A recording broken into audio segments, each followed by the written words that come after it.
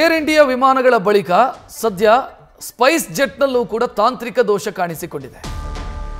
ತಿರುಪತಿಗೆ ಹೊರಟಿದ್ದಂಥ Spice jet ವಿಮಾನವೊಂದು ಹೈದರಾಬಾದ್ಗೆ U turn ಆಗಿದೆ. Take off ಆದಂಥ ಕೆಲವೇ ನಿಮಿಷದಲ್ಲಿ ವಿಮಾನದಲ್ಲಿ ತಾಂತ್ರಿಕ ದೋಷ ಕಾಣಿಸಿಕೊಳ್ತು. ತಕ್ಷಣ ಎಚ್ಚೆತ್ತುಕೊಂಡಂಥ ಪೈಲಟ್ ಅದನ್ನು ವಾಪಸ್ಸು ಹೈದರಾಬಾದ್ ವಿಮಾನ ನಿಲ್ದಾಣಕ್ಕೆ ತಂದು ಲ್ಯಾಂಡ್ ಮಾಡಿದ್ದಾರೆ. ವಿಮಾನದ ಹಿಂಬದಿಯ ಬ್ಯಾಗೇಜ್ ಡೋರ್ನಲ್ಲಿ ದೋಷ ಕಾಣಿಸಿಕೊಂಡಿದೆ. ಬೆಳಗ್ಗೆ 6:19 ಟೇಕ್ ಆಫ್ ಆಗಿದೆ ವಿಮಾನ. ನಂತರ ತಾಂತ್ರಿಕ ದೋಷದ ಹಿನ್ನೆಲೆಯಲ್ಲಿ ವಾಪಸ್ಸು ಟೇಕ್ ಆಫ್ ಆದ ಕೆಲವೇ ಸಮಯದಲ್ಲಿ ವಾಪಸ್ಸು ಹೈದರಾಬಾದಲ್ಲಿ ಲ್ಯಾಂಡಿಂಗ್ ಆಗಿದೆ. ನಂತರ ಪ್ರಯಾಣಿಕರಿಗೆ ಬೇರೆ ವಿಮಾನದ ವ್ಯವಸ್ಥೆಯನ್ನ ಮಾಡಲಾಗಿದೆ. ಹೆಚ್ಚಿನ ಡೀಟೇಲ್ ನೀಡೋದಕ್ಕೆ ನಮ್ಮ ಪ್ರತಿನಿಧಿ ಚಂದ್ರಮೋಹನ್ ಫೋನ್ ಸಂಪರ್ಕದಲ್ಲಿ. ಚಂದ್ರಮೋಹನ್, ಹೆಚ್ಚಿನ ಡೀಟೇಲ್ ಏನು ಕೊಡ್ತೀರಿ ಇದಕ್ಕೆ ಸಂಬಂಧಿಸಿ?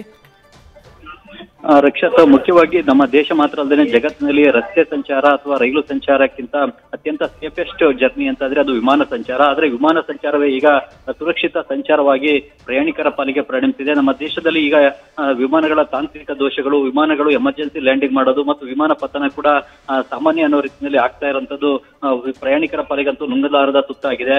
ಈಗ ಸ್ಪೈಸ್ ಜೆಟ್ ವಿಮಾನ ಕೂಡ ಇವತ್ತು ಹೈದರಾಬಾದ್ ನಿಂದ ತಿರುಪತಿಗೆ ಹೊರಟಿದ್ದು ಬೆಳಿಗ್ಗೆ 6:19 ಸಮಯಕ್ಕೆ ಹೈದರಾಬಾದ್ ಏರ್ಪೋರ್ಟ್ ನಿಂದ ಟೇಕ್ ಆಫ್ ಆಗಿತ್ತು. ಟೇಕ್ ಆಫ್ ಆಗಿ ತಿರುಪತಿ ಹೊರಟಂತ ಕೆಲವೇ ನಿಮಿಷಗಳಲ್ಲಿ ಈ ವಿಮಾನದಲ್ಲಿ ತಾಂತ್ರಿಕ ದೋಷ ಕಂಡು ಬಂದಿದೆ. ಹೀಗಾಗಿ ಈ ವಿಮಾನವನ್ನ ವಾಪಸ್ ಹೈದರಾಬಾದ್ಗೆ ತಂದು ತುರ್ತಾಗಿ ಲ್ಯಾಂಡ್ ಅನ್ನ ಮಾಡಲಾಗಿದೆ. ಈಗ ಪ್ರಯಾಣಿಕರೆಲ್ಲರನ್ನು ಕೂಡ ವಿಮಾನದಿಂದ ಕೆಳಗಿಳಿಸಿ ಬೇರೊಂದು ವಿಮಾನದಲ್ಲಿ ಮತ್ತೆ ತಿರುಪತಿಗೆ ಹೋಗ್ಲಿಕ್ಕೆ ಅವಕಾಶವನ್ನ ಮಾಡಿಕೊಡಲಾಗಿದೆ. ಆದ್ರೆ ವಿಮಾನ ಯಾವುದೇ ಎಮರ್ಜೆನ್ಸಿ ಲ್ಯಾಂಡಿಂಗ್ ಅನ್ನ ಮಾಡಿಲ್ಲ. ಮುಂಜಾಗ್ರತಾ ಕ್ರಮವಾಗಿ ವಿಮಾನವನ್ನ ವಾಪಸ್ ಏರ್ಪೋರ್ಟ್ಗೆ ತಂದು ಲ್ಯಾಂಡ್ ಅನ್ನ ಮಾಡಲಾಗಿದೆ ಅಂತೇಳಿ ಈಗ ಸ್ಪೈಸ್ ಜೆಟ್ ಕಂಪನಿ ಹೇಳಿದೆ.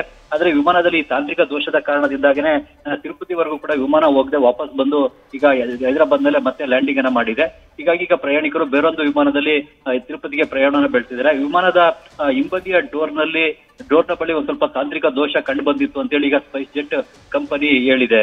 ರಕ್ಷತ್, ನ್ಯೂಸ್ ಫಸ್ಟ್ ನಿರ್ಭೀತಿಯಿಂದ ನಿಮ್ಮ ಪರವಾಗಿ.